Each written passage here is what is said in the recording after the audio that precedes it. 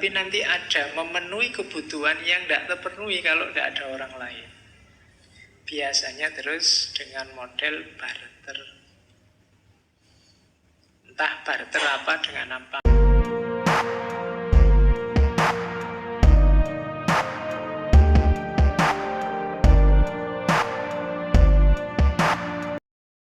Assalamualaikum warahmatullahi wabarakatuh. Jumpa lagi di Kata Filsafat. Oke, yang pertama ini dulu. Ekonomi itu kan tindakan manusia, perilaku manusia.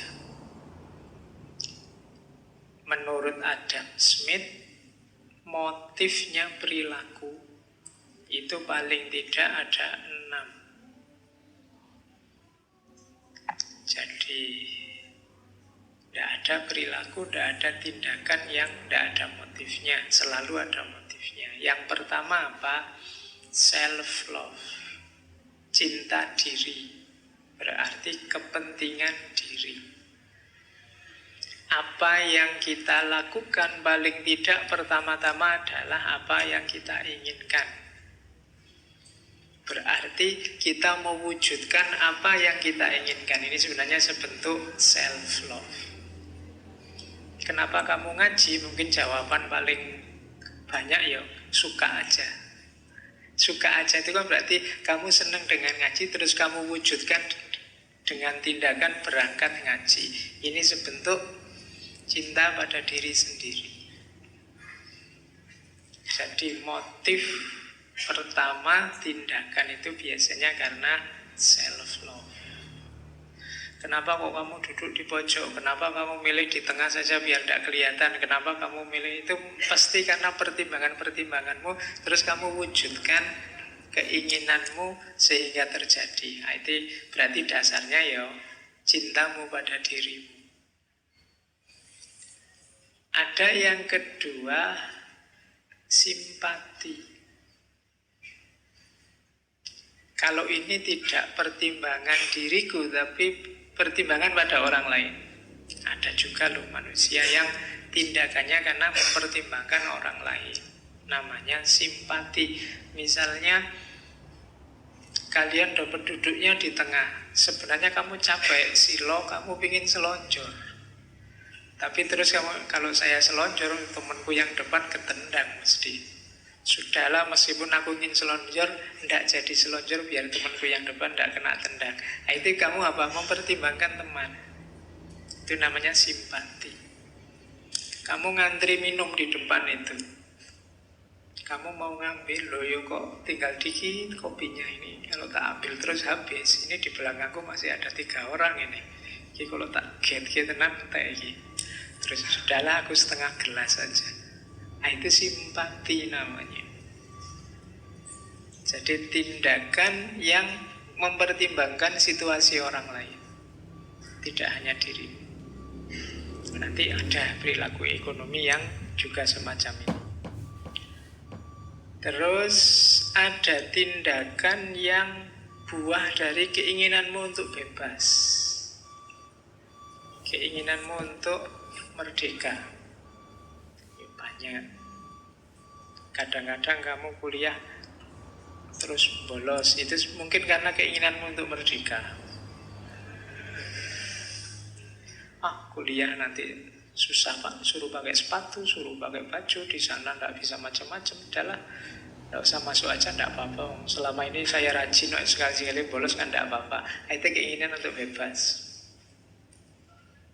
Jadi banyak perilaku-perilaku kita biasanya dalam bentuk ingin keluar dari yang selama ini berjalan atau yang selama ini kamu ikuti. Itu juga motif dari tindakan.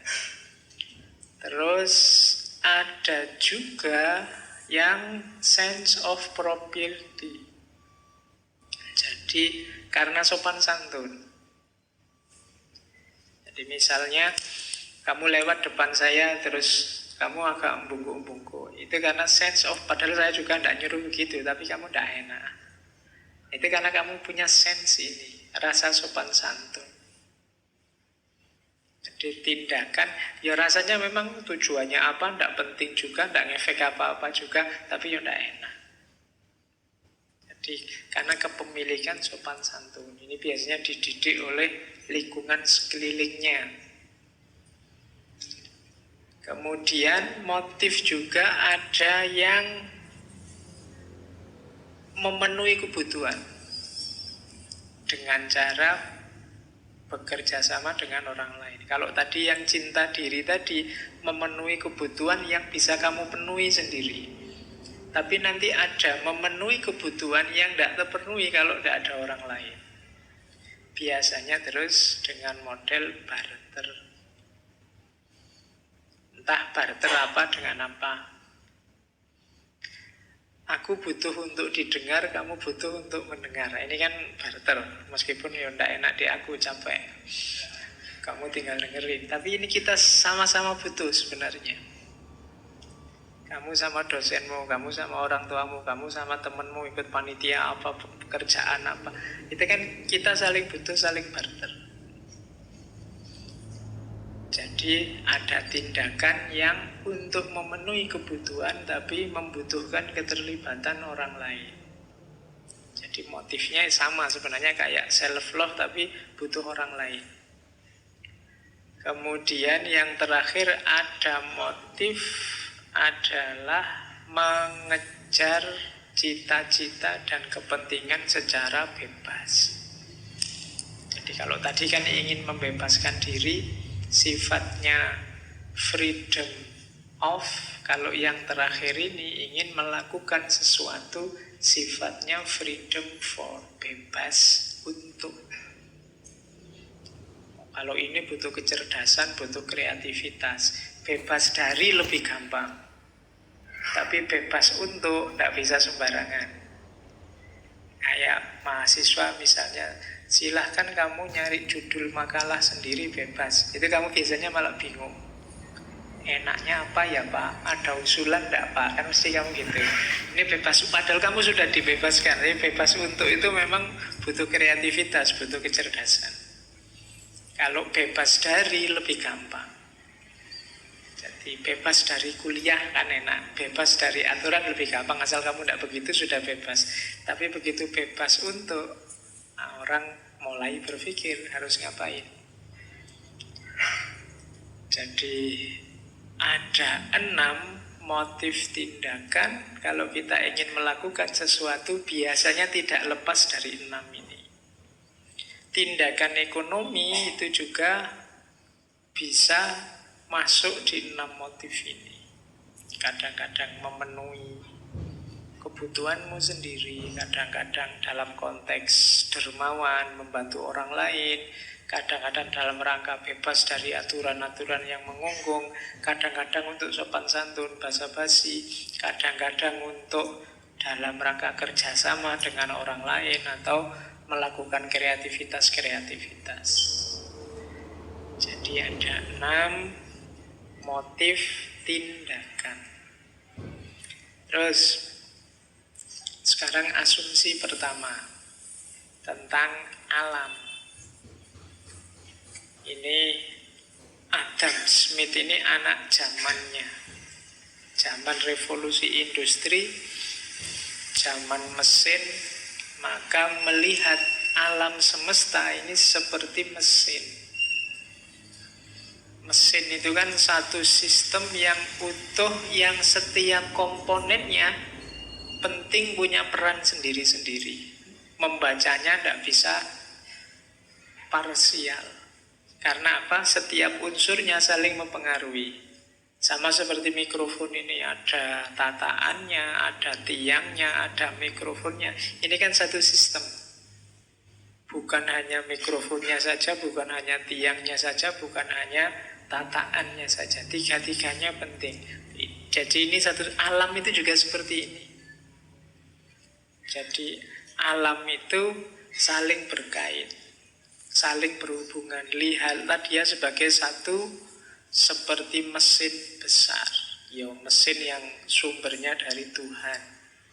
Katanya Adam Smith, ada Tuhan, ada ilahi yang berkebajikan, bijaksana, abadi, merencanakan dan mengatur mesin raksasa alam semesta demikian sepanjang masa untuk menghasilkan jumlah kebahagiaan yang sebesar mungkin. Dengan demikian dunia itu sempurna. Kita menjalani hidup di dalam yang terbaik dari semua dunia yang mungkin. Jadi katanya Adam Smith, dunia yang kita tinggali ini dunia versi terbaiknya dunia. Jadi nyari yang kayak gini kembarannya susah wis.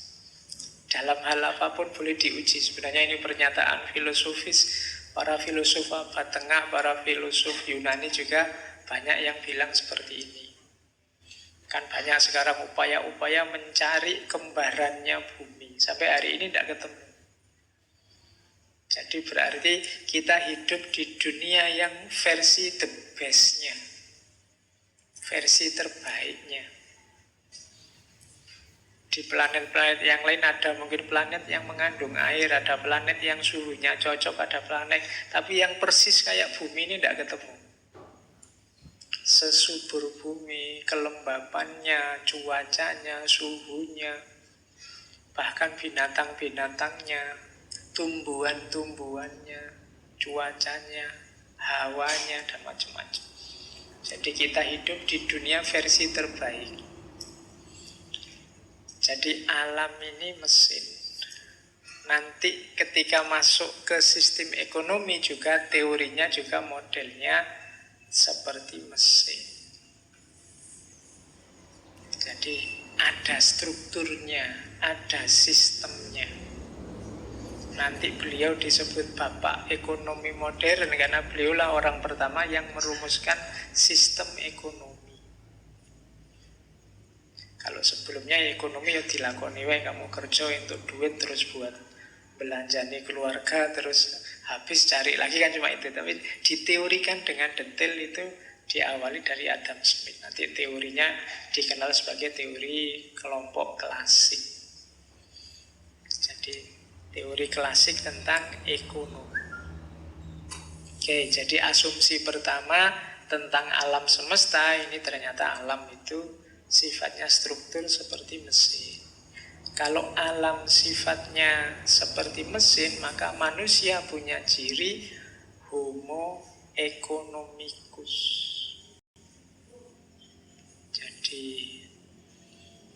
homo economicus itu manusia adalah makhluk yang bersifat individual yang harus dapat memenuhi kebutuhannya sendiri. Harus diusahakan. Dia butuh kerja, butuh kreativitas, butuh daya upaya untuk memenuhi kebutuhannya. Makanya dia disebut homo economicus. Kalau makhluk selain manusia, tidak bisa. Makhluk selain manusia itu dasarnya insting. Kan banyak orang mengkritik kamu kalau malas kerja dibandingkan sama binatang. Ayam aja mau keluar rumah dapat makanan. Masa kamu tidak bisa? Kan kita sering begitu. Tidak, kalau manusia tidak seperti binatang. Kalau binatang pakai instingnya. Kalau manusia pakai akalnya untuk memenuhi kebutuhan. Dia harus berusaha, dia harus kreatif, merekayasa, merekadaya. Karena dia makhluk ekonomi. Makananmu bukan sesuatu yang siap kamu telan begitu saja, kecuali makanan tertentu. Kamu kan yo nasi, yo lauk, yo sayur, macam-macam wis. Nasi aja yo jenisnya yo macam-macam. Kamu rekayasa, ada nasi sekarang, ada nasi putih, nasi merah, nasi hitam, nasi goreng, nasi kuning, macam-macam teori. Kalau binatang kan tidak kenal diversifikasi semacam itu. Ayam itu ya beras, dikasih beras ya mau aja. Tiap hari dikasih beras juga mau. Dia tidak pernah protes. Tidak pernah ya sekali-sekali ya ganti nasi goreng. Tidak pernah dia minta rawon nanti. Kan tidak. Dia harus manut wae. Makanannya itu ya itu. Beda sama manusia. Baju kamu cek sepanjang peradaban manusia seperti apa orang merancang penutup tubuh. Macam-macam namanya, modelnya, bentuknya. Jadi manusia itu homo economicus. Peradaban kita dasarnya ekonomi.